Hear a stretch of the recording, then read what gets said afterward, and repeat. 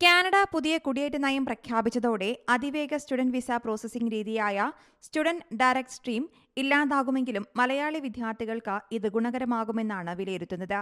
India ഉൾപ്പെടെ ഏതാനും രാജ്യങ്ങളിലെ വിദ്യാർത്ഥികൾക്ക് മാത്രം ബാധകമായിരുന്ന SDS പിൻവലിച്ചതോടെ വികസിത രാജ്യങ്ങളിലെ വിദ്യാർത്ഥികൾക്ക് ബാധകമായ നിബന്ധനകൾ മാത്രമേ ഇനി മുതൽ ഇന്ത്യൻ വിദ്യാർത്ഥികൾക്കും ബാധകമാകൂ എന്നാണ് റിപ്പോർട്ടുകൾ സൂചിപ്പിക്കുന്നത്. 2018 നടപ്പാക്കിയ SDS പ്രകാരം വിദ്യാർത്ഥികൾ ഒരു വർഷത്തെ ട്യൂഷൻ ഫീസ് ഇനത്തിലും ജീവിത ചെലവിനത്തിലുമായി ഏകദേശം 25 ലക്ഷത്തോളം മുൻകൂറായി കണ്ടെത്തണമായിരുന്നു.